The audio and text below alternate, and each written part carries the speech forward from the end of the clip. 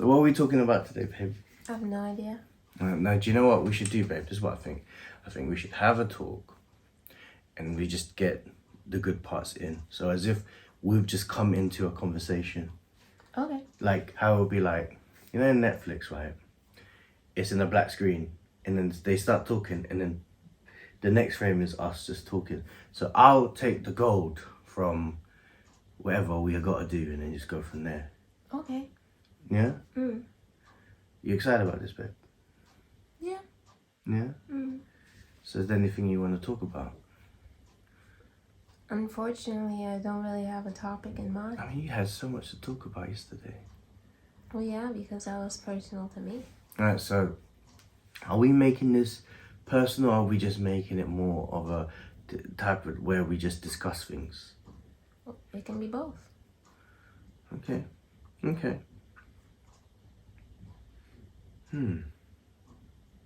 Alright. Let's talk about what's going on recently. Okay. Alright. So yesterday you brought up a very interesting topic about you wanted to see the perspective of the man and how you feel like you needed to know more information from me, because not because of your lack of knowledge, but you just wanted to know from a different perspective, a masculine perspective, a man perspective.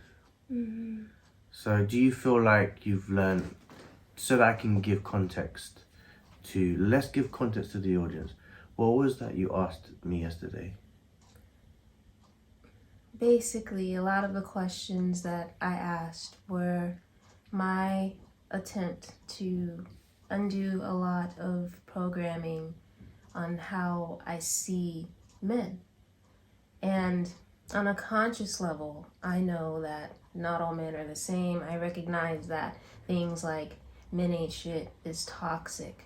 But what I realized is there are certain programmings that I learned at a very age, such as things like men will be men, so there's certain behavior that you just have to be okay with. And where is the line of like not behaving as someone who's insecure, but also having the courage to stand up for what you feel respects yourself. And you know, it can be a bit tough when you've had countless experiences of seeing men do certain things and behave in a certain way, and then not just your own experiences, but when you get together with your friends, right, and they talk about their experiences, and 9 times out of 10 we all have the exact same perspective of men. And every now and then you'll come across someone such as yourself and who is completely different, and although you appreciate that,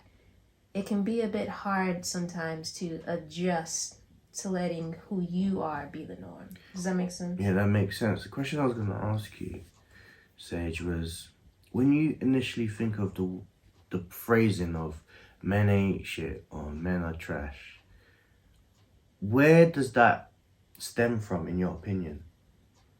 So I think it's been popularized, the term men ain't shit, probably within like the last 5 to 10 years. And I think that comes with the boom of social media. But I think the underlying feeling of it that's coming across as female rage has always been around, because of how, to be honest, that we've been mistreated and violated and all of these things that we have to experience as women. And that comes now, well, that's more amplified because of social media, is what you said. Is that, just to be correct, is what you're saying? Yes. And does it help with, when it comes with social media, you have influencers saying the same sort of recycled phrasing? Yeah. So as a man, are there things that you've seen where men have improved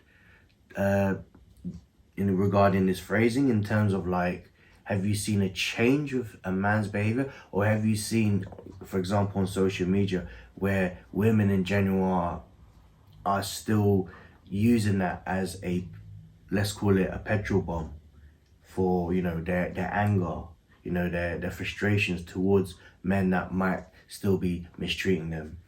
Where does it go? Where does it go in your opinion? Where do you see it? I think it's a bit of both, and I can really only speak from my personal experience. And so I just want to preface this by saying that just because it's my experience, anyone else who may be watching or hearing this, my experience doesn't invalidate yours. But from what I've noticed is I see men changing now because I think that there's a lot more education, and we're starting to support men a little bit more emotionally with helping themselves. There's an increase in men being vulnerable and talking about their feelings on different podcasts, and it's wonderful. And I think as well that the more I started to change the belief that all men are, you know, not good in some way, the more I began to see the good in men. So it's like my natural perspective shifted what I was seeing in the world. So was there a time in your life where perhaps you not use the phrasing, but you've thought about it? That men ain't shit? Yes. Jokingly, yes, because it's almost, you know, less now because I've changed my friend circle and how they think. But in the past, it almost became like just a normalized thing to talk with your girlfriends and be like, oh yeah, man, ain't shit. You know what I mean? It's just something that's accepted because at the end of the day, like, there are things about men that need improvement. And do you think with social media there has been a increase of life coaches for men? Do you think that's helped with just men in general from what you've seen online? Has there been, quote unquote, these days receipts? I say positive receipts because you know that there's negative receipts as well. Yes. And I think it's an important distinction, because I want to clarify now, is that we have to remember to see men as humans as well. And so when we say men ain't shit, the biggest problem with that is women have their issues too. And so it's important that, yes, there are life coaches for men, but it's just more so addressing both sides of the spectrum, because that's what was happening. The reason why women tend to be a little bit more emotional, stable, and mature, no offense, but it's because there's a lot of focus for us to work on those things.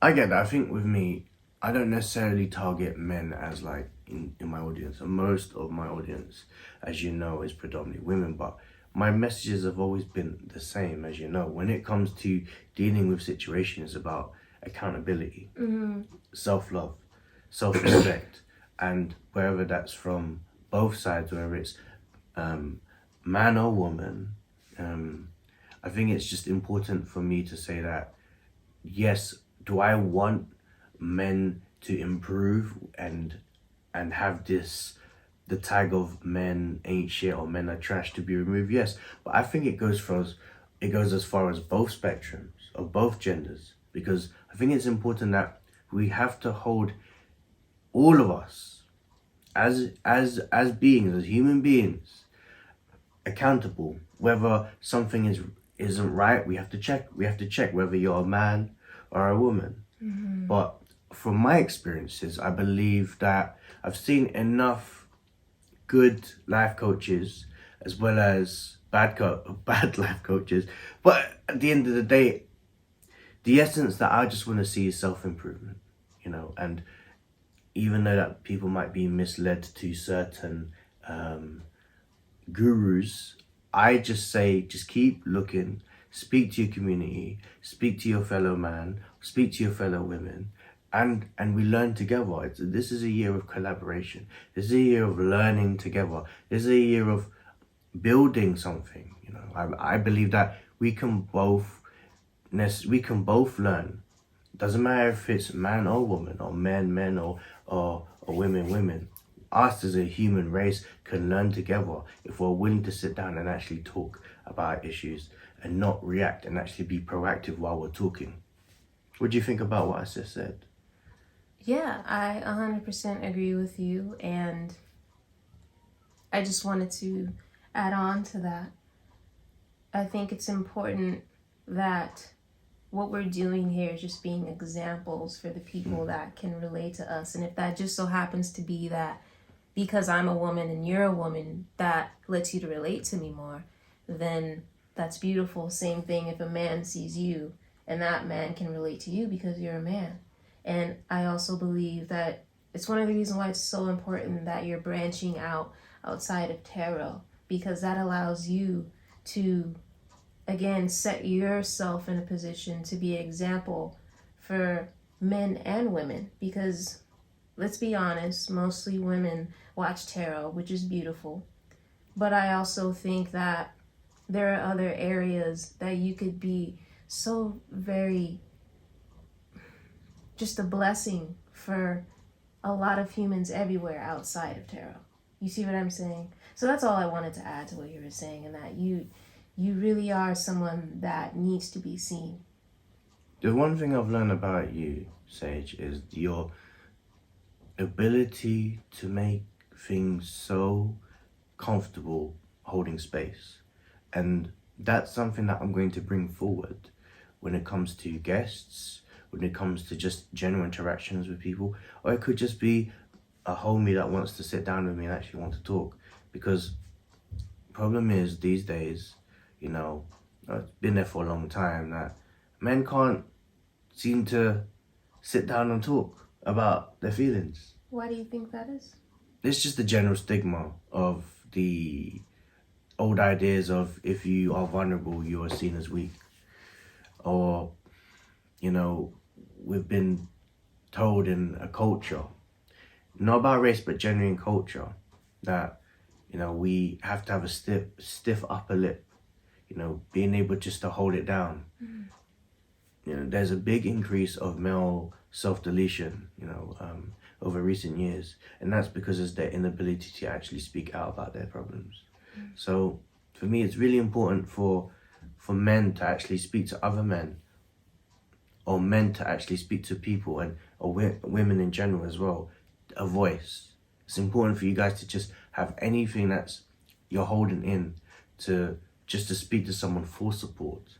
Because what holds dear to me is, you know, mental health. And you know about my story about mental health, and I've had to deal with things. And the most important step for me was actually taking control in my life and saying that I have a problem, or I had a problem.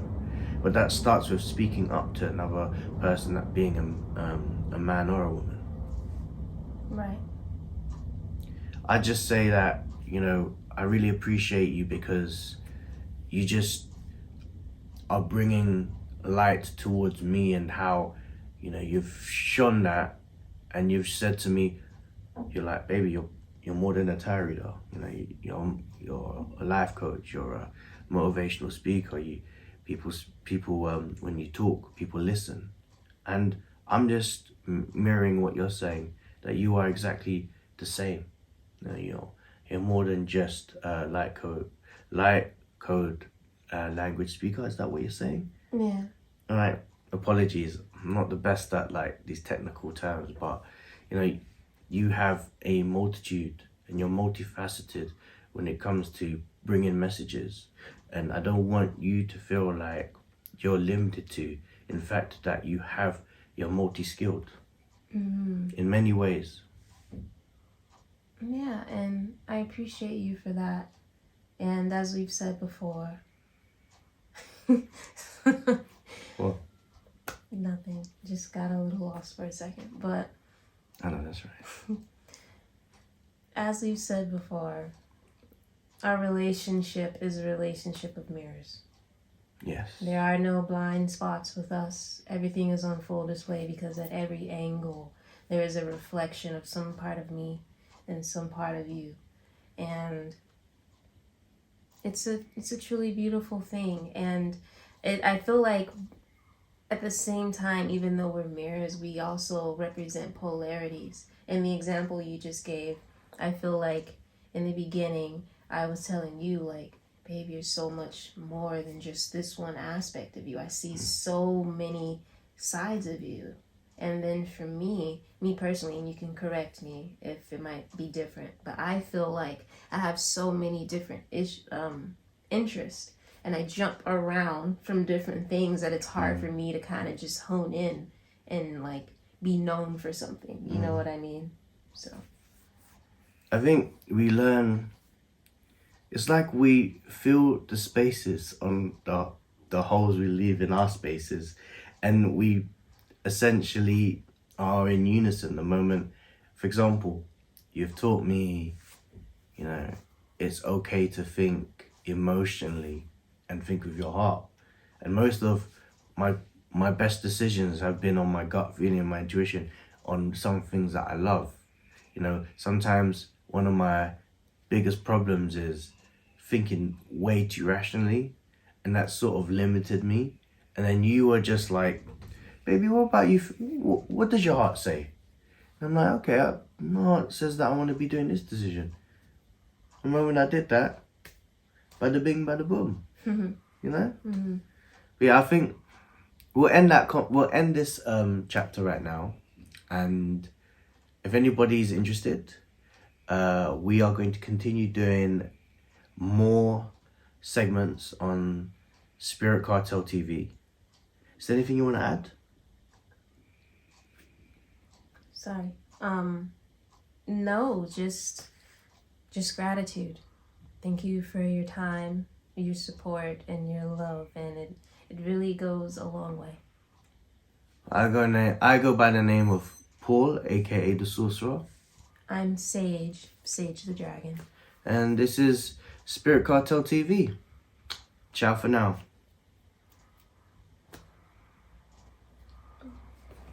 That was amazing!